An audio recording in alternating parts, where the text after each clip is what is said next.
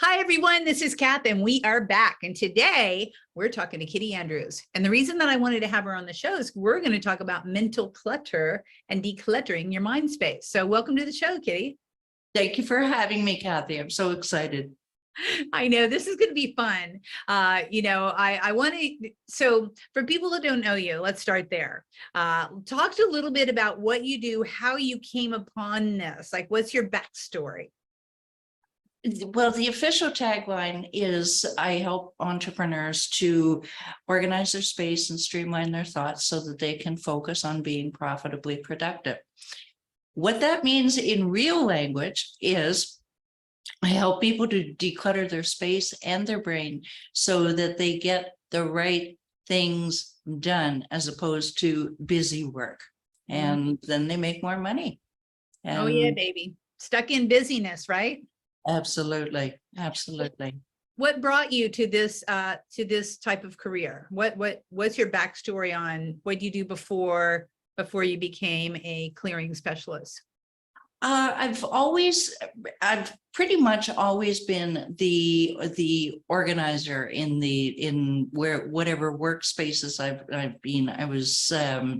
I don't know if there's a touch of autism in me, but I've always been had to have things structured, and I was pretty extreme at one point, but I mellowed out. And then my first job as I was a file clerk, and back when we all went to work in offices, right? Yeah. And I got promoted to the accounting department, and a couple of months later, one of the ladies where I used to file, she said, could you maybe work for us part-time? Because we can't find anything anymore. And fast forward to waitressing in restaurants, I always got voted the one to clear out the walk-in fridge, because, you know, at the end of the day, the chefs, they just want to go for a beer. So they throw everything in the fridge and you can't find the yogurt. So I loved doing that. I was quiet in my own space and I could make everything beautiful. And then, 18-year real estate cleaning business, I always felt kind of compelled to move things around just a little bit, not totally reorganize the place, but staging, if you will, a form of staging. And I was lucky. The clients always liked what I did. And then someone suggested virtual decluttering, doing it via Zoom as opposed to going into people's homes. And lo and behold, people love it because it's a less intrusive. You don't have to clean for the cleaning lady. More focused way to get rid of 30 years worth of Christmas decorations kind of thing. And that's where I'm at. Yeah. I love the fact that we can organize over Zoom now and that people are open and receptive to that. I think it is less intimidating. I say, don't organize for the organizer. I want to see where things land and, how you're using your space and whatnot. Yes. So yes, yeah. Absolutely. Absolutely. Like the Columbo approach for those who are old enough to remember Columbo. Yeah. Right. Yep. Yeah. Let me see the lay of the land first, because then you can organize for them, because one size does not fit all. Wouldn't you agree? Oh, absolutely. That's what keeps me juiced about my career, is that it's never the same. I get to use the artistic creative aspect of myself to create the system for them and the way that they're going to, because, as we know, it needs to be sustainable. Otherwise, if it's not sustainable organizing, then it's just going to fall right back into disarray. That's right. That's right. Tell me a story about one of your clients, one of your favorite client stories. Oh, What happened? Let me count the ways. Well, I find that decluttering, before I answered that, I find that decluttering the space actually helps you to declutter your mind. The layers of as your space is getting cleared, I've always clients start to get transformed in other areas, and the other four life pillars, their health, their habits, their relationships, and their head, hence my company name, Declutter the Brain. And my best example of that is Sarah, who has been with me for 3 years. And we started her sun porch. She had to kind of sidle in to even get to her front door. And we started clearing that. And in about 6 weeks, she said, you know, I've been thinking about doing a fitness program, and I'm finally going to do it. And so I thought nothing of it. Oh, that's great. And I didn't put the two to the I didn't attribute it to the physical decluttering at all. But then shortly thereafter, she said, you know, my husband, he said something to me I'm not sure I really liked. And she told me what it was. And it wasn't that bad. They'd been married for 25 years. So a lot gets said. And I said, well, that's interesting. Is this new? And she thought about it and said, no, you know what, come to think of it, he's been saying that kind of stuff for 25 years. I just never noticed it before. Wow. Another example of her opening her eyes, decluttering, opening her eyes to other things that were amiss that should be fixed. I've been credited with saving three marriages, by the way, just by decluttering, and it sends ripple effects. Yeah. Yeah, that's where I was going, like this, like ripple, ripple, ripple, you know, every, I always say the smallest and most insignificant change leads to larger than life results. And I think that's the beauty of what we do, is that we see that transformation and get that aha moment, sometimes even before our clients, or like your client, you know, after she figured it out. It's like, yeah, this is great. Love it. Love it. Yeah. Yeah, that's a good story. And, you know, she probably, now she's able to move more. I think that whenever you're in such a physical environment where you're just surrounded, you shut down opportunities, you shut down thoughts of differentness, because you just can't think of anything besides, or you're trying to ignore all the stuff around you. Therefore, you're Yes. And that takes doing that takes mental energy that you can be putting towards something else. For example, she never met a hobby that she didn't like. This is the crown jewel of that story, is she never met a hobby that she didn't like.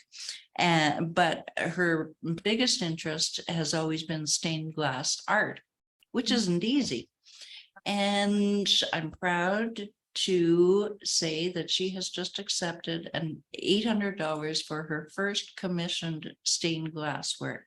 She's finally decluttered all the other areas of her life that she said, yes, I can do it now. Whereas I asked her, do you think you could have done this when we met? And she said, oh, no way. No, I couldn't think that clearly to be able to progress this far. So there you go. That's fantastic. And don't you think it has to do a lot with guilt too? I hear the word guilt coming up. So I can't spend time doing my stained glass because I really have to get to this other stuff that I've been ignoring for 30 years, you know. So guilt has a big player in what we choose to do, and, you know, our fun, right? Do we have time for fun? I don't know. Fun, because there's too much other stuff that I haven't done, you know, all these uncompleted projects. Yeah, I should ... Yeah, shouldn't. Yeah, how many times do we say that? Yeah, don't should yourself out there, listeners. Just stop saying the should word. Mm-hmm. Yep. You have to replace it. Just say I could. I have a choice. Mm-hmm. Or I will, or I am considering. Yes. Right? Positive language, because really I believe that clutter starts in the brain. Mm-hmm. What do you think of that? You know, yeah, I totally agree, because when your brain starts shutting down, then you're not able to handle your physical environment. But I think, you know, I think what we do in the work in the world, we're sneaky like that. You know, you come face forward and talk about mental. I don't really talk about it as much as, like, I know they're going to have that shift. I know they're going to have that transformation, but well, let's start where it's easy. Let's start with, like your client, let's start with the front porch. You know, let's see what we can clear that, so that whenever you walk into your house, think of that, right? So you have a porch that you can't hardly get through.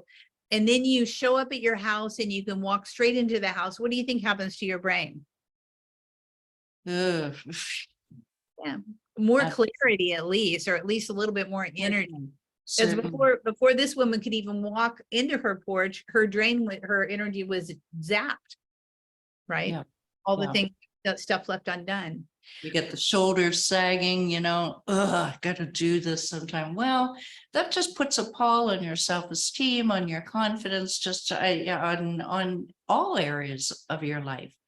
And it's more important than people are embarrassed about their clutter, but I think they don't realize what all of the other effects that it's having on them. I know, and embarrassment is just, it's just silly anyhow. Embarrassment, I think, is self-judgment. Mm. I always say you never have to be embarrassed about anything. Life happens. Half the time that the crap, so to speak, has accumulated because it's been given to you. Especially as girls, we inherit all this stuff. The boys are like, I'm not taking anything. And then it ends up on our doorstep. I mean, life happens. That's what kids happen. Clutter's best friends, the 4Ds, right? Divorce, dependence. Oh my God, now I went dead. Okay, help me with this. Divorce, dependence, disease, and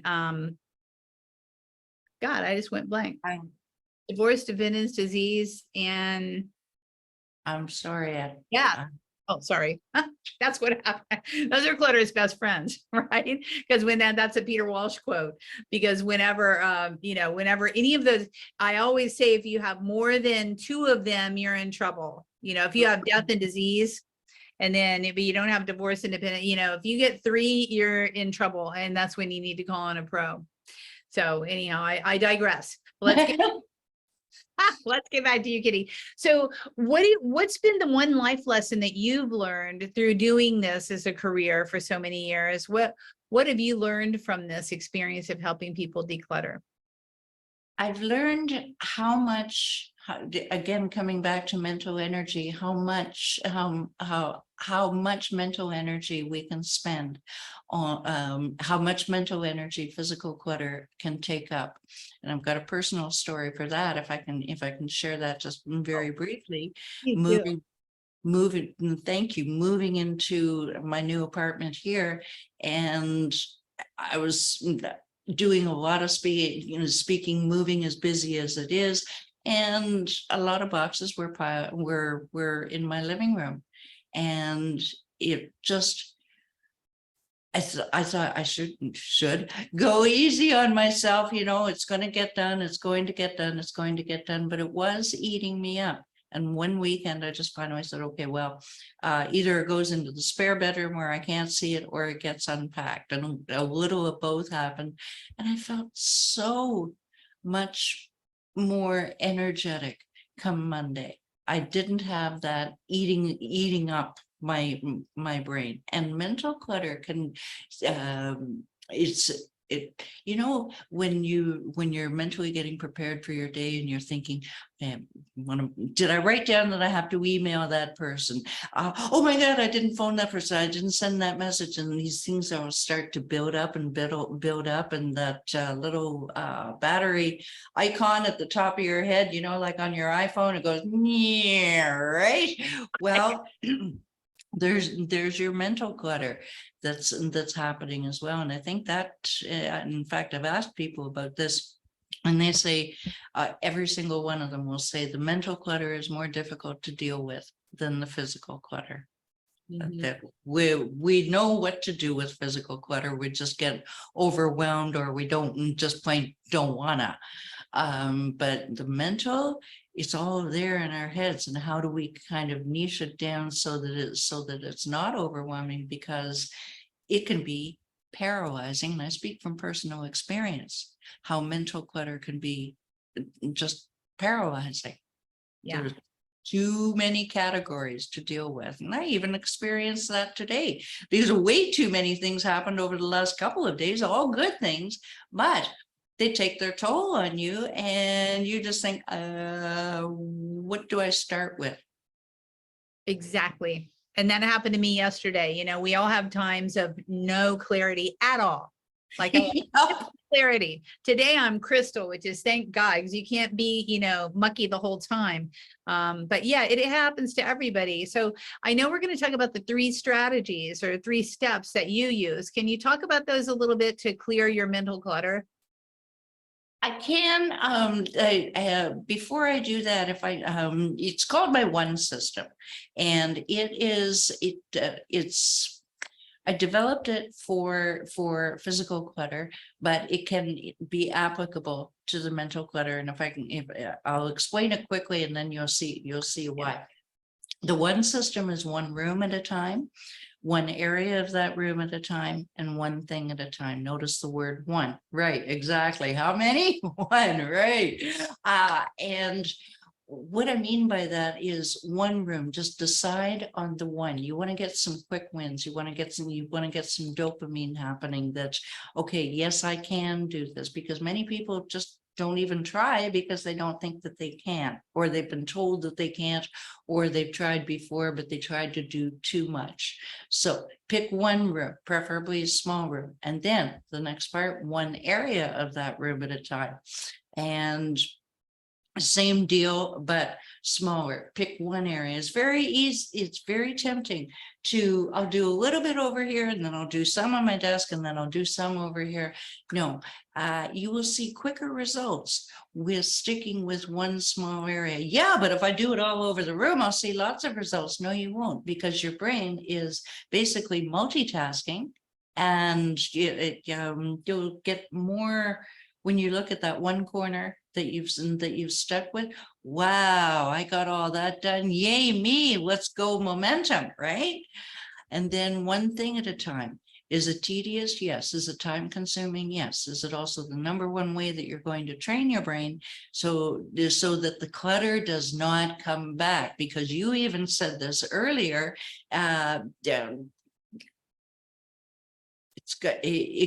goes back into disarray if you don't do it right the first time. It's going to go back, right? If it's half baked and not done, then it's not done. That's right. That's right. Now, how does this apply to mental clutter? Is exactly the same thing. What I was just saying about the little battery icon and using up your mental energy.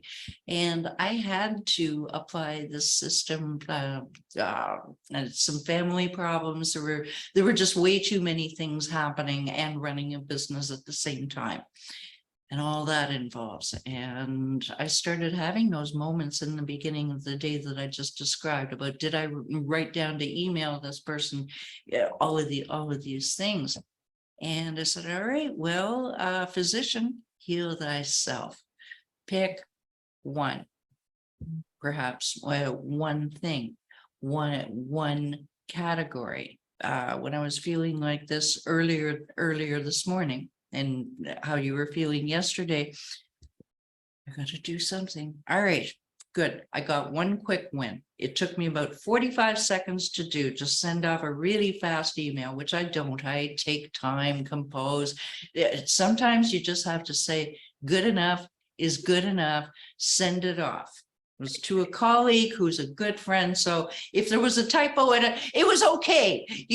Just do it. Get that quick win. And I felt more energetic. I thought, yeah, okay, got that done. What's next? And sometimes I will say, all right, let's do it in categories. Email is a category. Or who needs me? Who, meaning a person, needs me? Is it my partner? No, I don't have one. Is it my assistant who's waiting for something from me so she can do her job? She usually comes first. I text her every morning, Monday to Friday, and unless we already know what we're doing, and say, is there anything you need me to do so that you can do your job to your standard?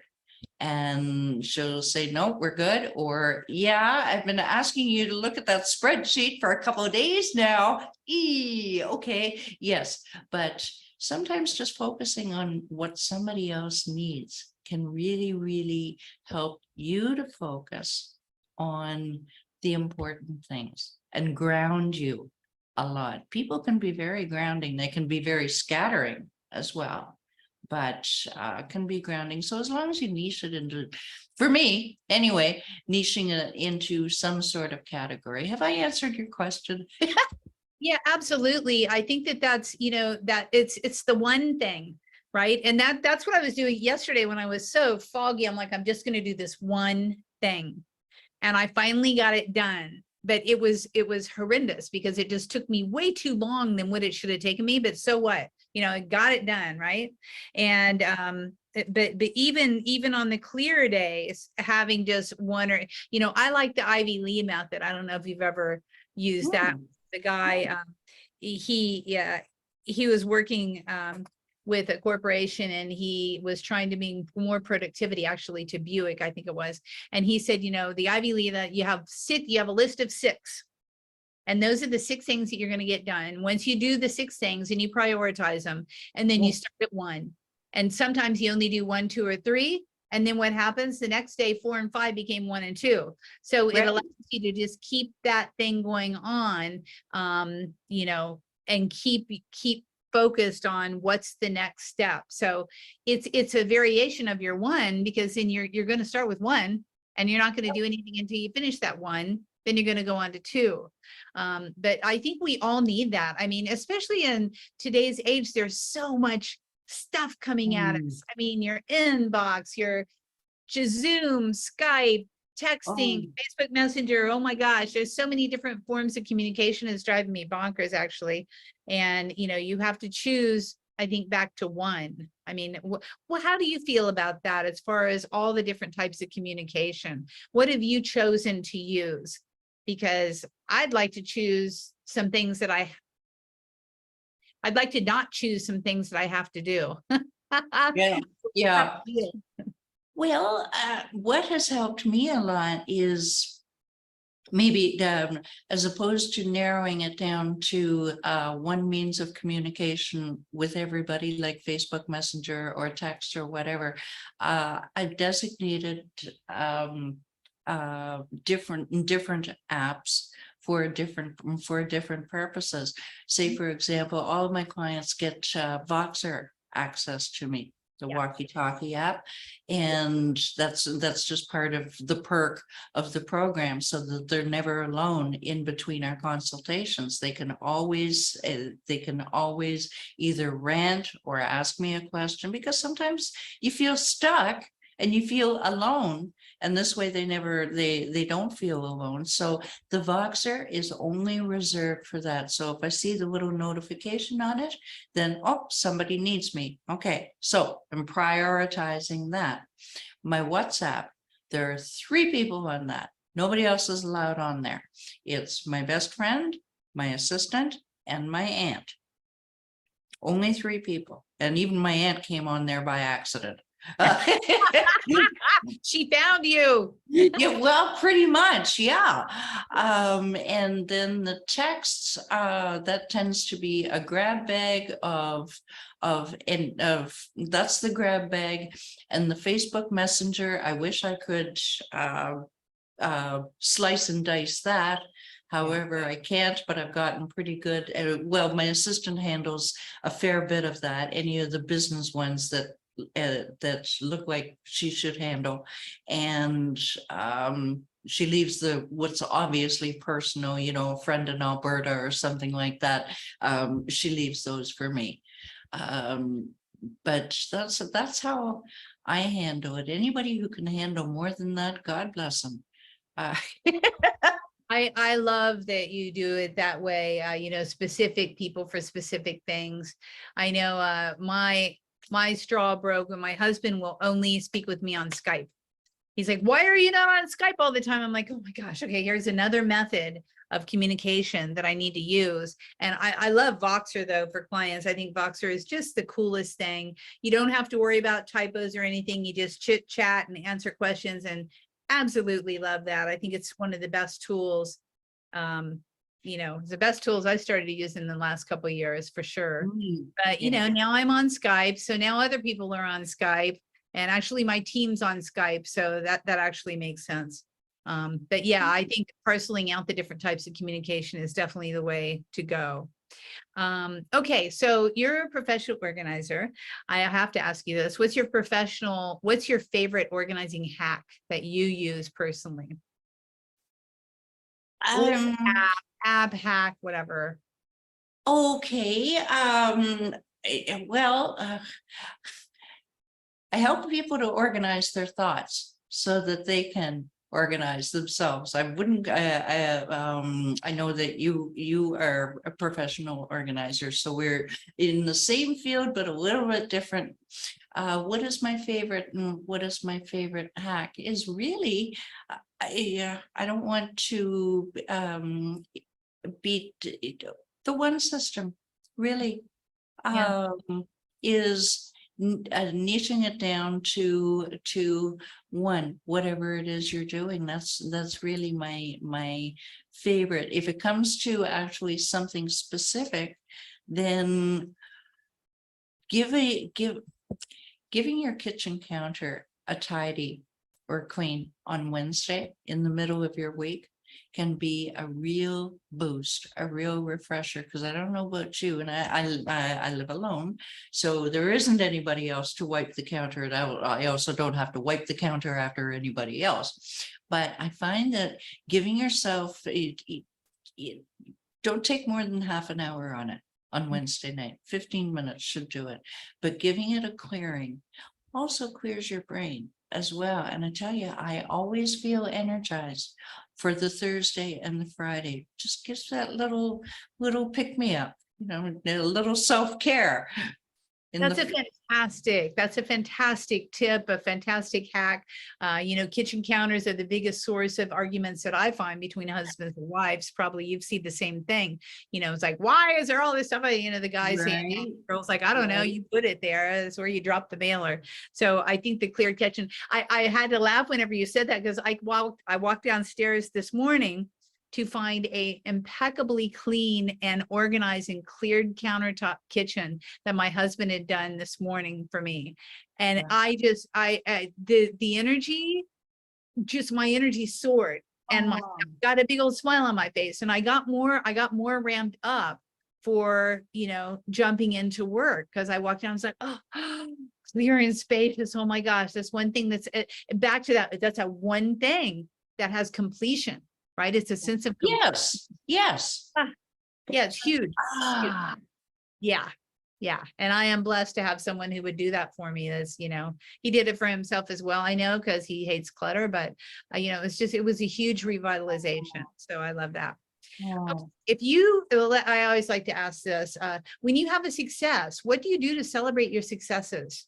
Do you have any type of little ritual or anything that you do for yourself? It depends on the size of the success.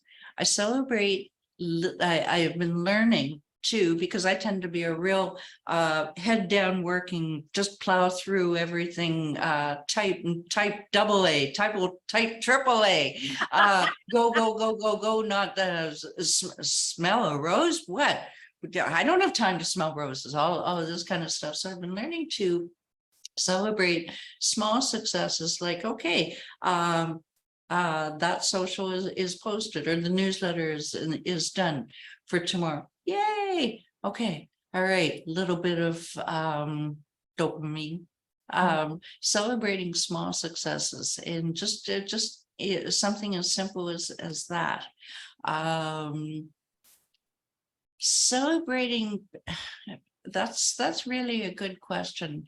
Do you mean like having a glass of wine, taking yourself on a trip? Yeah.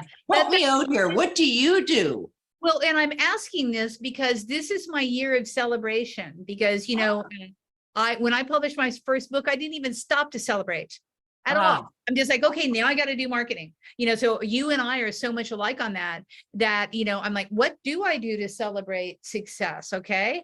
So It depends again on the size. Like, you know, I have a new member from my Organize, Energize Insiders Club, and I haven't even really launched. And she joined me yesterday. How do I do that? I actually shut my laptop, went outside, soaked in some sun, and said, thank you. You know, Mhm. you know, and I asked all my guests this, and I want all the listeners to hear, we don't stop to celebrate. What does celebration means? Now, if it's a momentous thing, I will get a bottle of champagne. I will pop the cork and I will just sit down with some friends and say, yay, you know, or I'll Yeah, to yeah. dinner, things like that. But just the small little things, you know, are so very important for us to recognize, acknowledge, appreciate, and say thank you, because gratitude is what makes things happen, right? So Gratitude is key. Say thank you for every little gift, and we are blessed and surrounded 24/7 by gifts. Waking up in the morning is a gift because you have exactly. another day to make an impact on people's lives, and it's too easy to be negative. I'm sure you'd agree that it's too easy to focus on the negative things like oh, I have to take my car in for servicing. No, you get to take your car in for servicing because you have a car, you've got money to put gas in the car. You know, you get to, not you have to. And if we learn to, that strategy has changed my life to be saying, all right, no, I am fortunate. Is life going to be absolutely perfect and smooth? No, it isn't, but it isn't for a reason, so that you can teach yourself, all right, how do I fix this challenge? And then you get that challenge, and maybe you can help somebody else, or it just makes you stronger all the time. Mhm.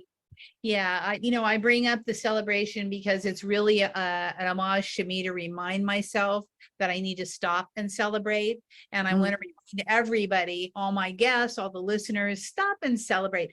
Wayne Dyer is one of my favorite guys, you know, God bless him. And he would, every morning when he would wake up, and he would put his, when he could, yeah, put his feet on the ground and say, thank you for this day.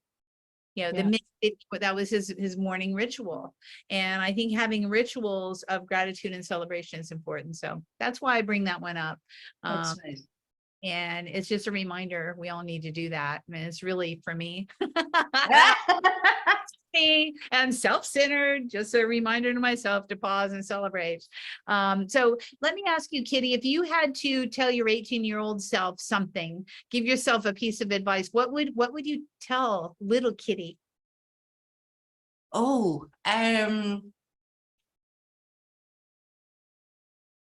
something similar to what I said before, but done is better than perfect. How much mental energy are you wasting on making it and making something that really isn't that important? Absolutely perfect. The peanut butter sandwich does not have to, the peanut butter does not have to go to the exact edge and be exactly artistic. It's a peanut butter sandwich, for heaven's sake. Just make it, eat it, and move on. Yeah, just prioritize what's important. The peanut butter sandwich does not have to be perfect. I love that. It's true. I mean, one of my mantras, I have a mantra for every year, you know, perfection is overrated and simply not worth it. It's just not worth it, you know, and nothing's ever perfect anyhow. So like get over yourself. Yeah, pretty much. Oh, but somebody will see now a typo. They're going to see. So in my newsletter, I go over it 3, 4, 5 times before, and just before I send it out. I could schedule it, but no, I just want to make sure. Okay, but people will see a typo, and that can look like sloppiness. And I don't want people to think that I'm sloppy, because maybe my work is sloppy as well. So I'm pretty much a perfectionist about that. But you know what? Sometimes a typo will still slip out. Oh, well. Well, you know what? I love that when that happens on my newsletters, because I always get someone that responds and they point it out, and it gives me a chance to interact and say, oh my God, thank you so much for reading so much of my newsletter that you realized that you had a typo. I absolutely love this. Now, what gift can I give back to you? I actually like that when that happens. Because it allows me to interact and it lets me know that they're actually paying attention. Well, there's that about it too. That's huge. There's nothing. It's huge. They're reading my newsletter. It's like, yeah, they're reading tips. They're reading tipper. They're actually inspired and motivated and taking action enough to actually give me the grace and give me the gift to respond and point out where I've made my error. I mean, that's their time. I'm like, wow, this is a cool little thing here. So that's how I got over that a long time ago, because it's a gift to me. You know, and that's what it is. When people actually respond, no matter whether it's good, bad, ugly, or disgusting, they're actually interacting, which means they're paying attention. So yeah. And you're making an impact. Yeah, exactly. Making an impact, even if they're like, what is she spelling it that way for? It's like, okay, cool. Let me know. How did I botch that one? Because, you know, we're not perfect. And I pointed out. Okay, so I know you have a valuable free resource that you're going to offer the people, and I know that they're clamoring to see what it is and download whatever it is. So let's talk about that a little bit. Unfortunately, I don't have the physical. I thought I had the physical copy with me. That's why I was looking around on my desk. But what it is 7 easy steps to conquer your physical and mental clutter. It's intended as a grounding tool for your declutter journey and beyond, because as we have said, what's the point in decluttering if you can't keep it that way? And it really is 7 easy steps that you can apply to all 5 pillars of your life. Yeah. That's 7 to 5. Love you it. Bet. You bet. Okay, we're going to put the link down below, and so you can grab it. Go ahead and grab that download. That's going to help you. You know, the more the way I feel about it is the more modalities and the more different people that we can learn from to do the same thing, the better, because we're going to find, you know, that one little thing that sticks. And then our life's going to be made better. And that's what it's all about, is learning, expanding, and grabbing the information as it comes to us. And this is a gift from Kitti to you. So go ahead and download it. Same thing. I have my free book. You can go ahead and download How to Master Your Mutt, Get Organized, Add Space to Your Life, and Live Your Purpose. You can grab that free book with the link below as well. So I really appreciate your time, Kitti. I love talking to fellow organizers. It always makes for a great podcast. And I know my audience loves hearing about us and what we do and hearing our client stories. So thank you for your time and your energy. You're a delight. Thank you for having me. Yeah, absolutely. Thanks, Kitti. And until next week, make sure to download Kitti's gifts, make sure to download your free gift, go forward. Think of one thing you can do right now to make your life better, and do that one thing. And in the morning, think of the one thing you can do as well. It's a great tip. Until then, until sayonara, we'll see you next week.